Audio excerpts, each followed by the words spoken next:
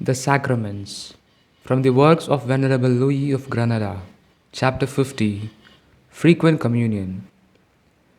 Carnal men and those who are accustomed to live according to their own will often ask why there is such insistence on frequent communion, saying that it suffices to go once a year as the Church commands. These persons seem not to be aware of the wounds of human nature, the power of this heavenly medicine, and the need we all have of it. If a man were to be sick only once a year, it would suffice to take medicine once a year. But if the life of a man is a series of spiritual illness, if man is so often afflicted by fever of avarice, the swelling of pride, the heartburn of envy, the leprosy of luxury, the wounds of his hatred, weariness with spiritual things, and the wolfish hunger for sensual things, how can we expect to cure such maladies by such infrequent remedies? Although the sacrament of penance cures all wounds and sins, it does not destroy all the roots of sin, which are the bad habits contracted. If the flesh burns with the flames of disordered passions, and if the devils, our principal enemies, are constantly beating against the walls of our hearts, how can we wait to use this remedy at the end of the year? The danger is a daily one. Undoubtedly, he who does this has no esteem for the dignity of the soul. He does not understand the perversity of the flesh, and he does not appreciate the power and efficacy of the sacraments, nor the end for which they were instituted. Granted that the Church does not oblige us to receive communion more than once a year, she has done so as a tender mother, not wishing to cause anyone to receive unworthily, as may happen in the case of the weak, or not wishing to cause people to break more laws, as would be done by the indifferent. But although the law respects the slothful, it leaves the door open for devout souls who wish to communicate more often.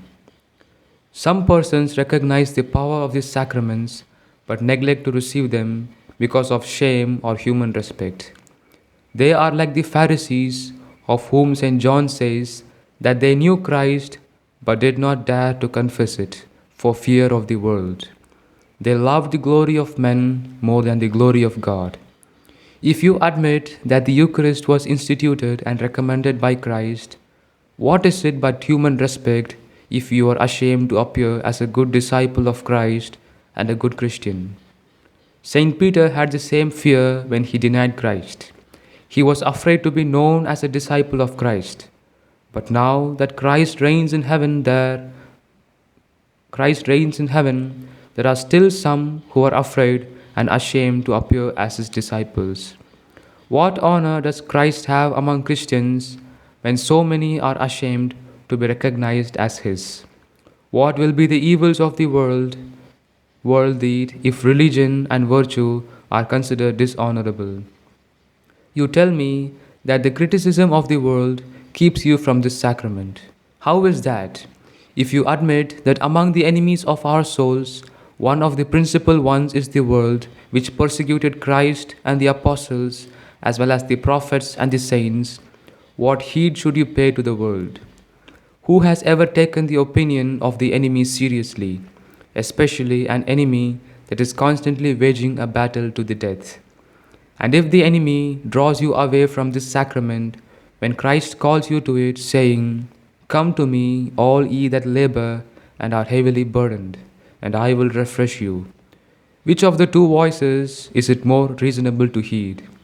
If both Christ and the world beckon to us, we heed the world and ignore Christ. How can we be called the servants of Christ? A man is the servant of him whose will he does. Hence, St. Paul says, "If you desire to please men, you are not the servant of Christ."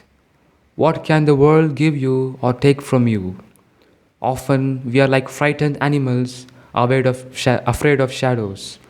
Self-love is the cause of these fears, because it wants to make us so secure in regard to our own advantage that it avoids not only true dangers, but even imaginary ones. But if you have something to fear, And even if the persecutions of men should drop blood, why are you not willing to endure this suffering in order to enjoy such great benefits? The bear that has the honeycomb in his paws pays little attention to the bees that are swarming around him. You hold the honeycomb, which is the sacred host. Can you not endure those stinging tongues for the enjoyment of the mouthful? Others, less culpable than the former, neglect to receive communion because of laziness. But this does infinite reason seem to be of such slight value that you would forego it for a little effort involved? See how different was the thought of Saint Ignatius the martyr. May fire, crosses, wild animals, the cutting off of members, and all the sufferings of the world, and those which the devils can invent, fall upon me, as long as I merit to enjoy Christ. If this saint was willing to undergo all martyrdoms in order to gain Christ, why can you not exert yourself a little to confess your sins and receive this same treasure? What greater foolishness than for a man to die of hunger simply because he is too lazy to stretch his hand to the food in front of him? What excuse will he have before God at the hour of judgment when he has disdained the remedy which was offered to him as so little effort on his part? Neither are they excused who delay the reception of the Eucharist under the pretext of reverence, saying that if they receive less frequently, they can do so more reverently.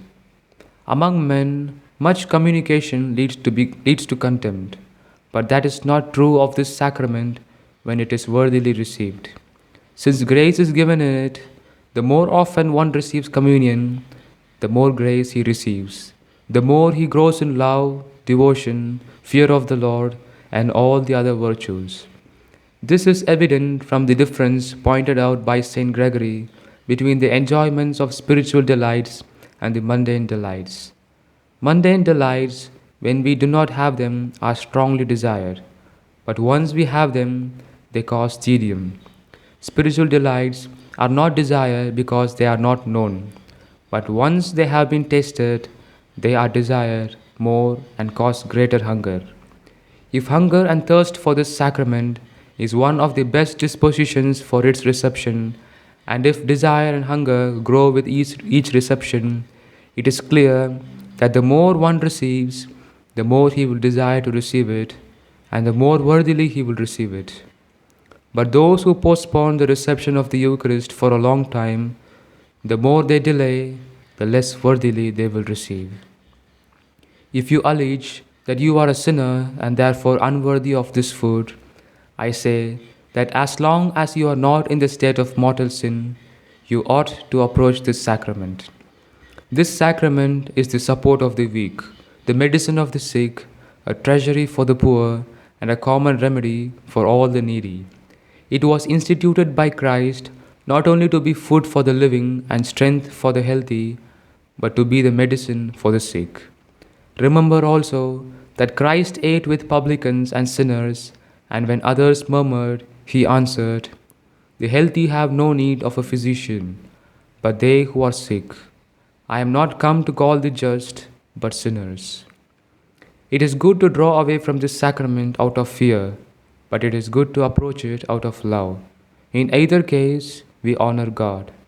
But St. Thomas says, it is better to approach out of love than to stay away out of fear, because, absolutely speaking, the works of love are better than those of fear. The end.